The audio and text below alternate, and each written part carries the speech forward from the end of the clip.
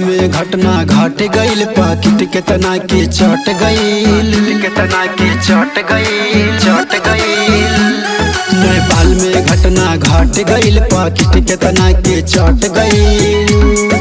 मन जोगे जोड़ी लम्हार चाहिए हो, हमरा जिला सिद्धार्थ नगर के मोराद चाहिए हो, हमरा जिला सिद्धार्थ नगर के मोराद चाहिए हो,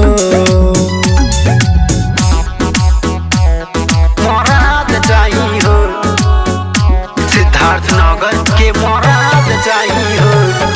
Recording by SSMID Music Lakshmipur।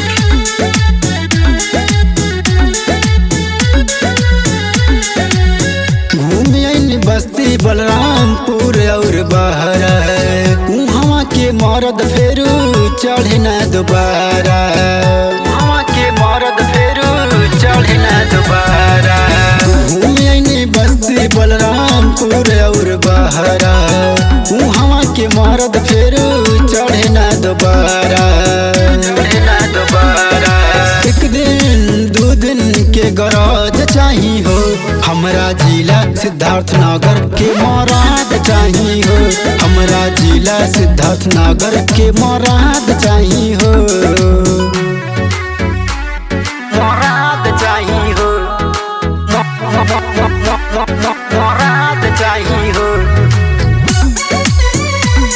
Morad चाहिए हो, सिद्धार्थ नगर के मोराद चाहिए हो।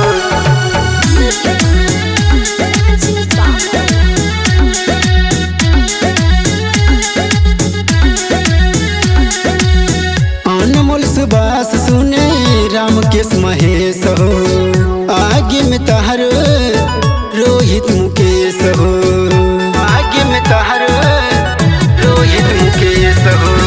अनमोल सुबास सुने रामकेश महेश हो, आगे में तहर रोहित मुकेश हो, रोहित मुकेश हो। कमर में हमरा दर्द चाहिए हो, हमरा जिला सिद्धार्थ नगर के मोराद चाहिए हो, हमरा जिला सिद्धार्थ नगर के मोराद चाहिए हो।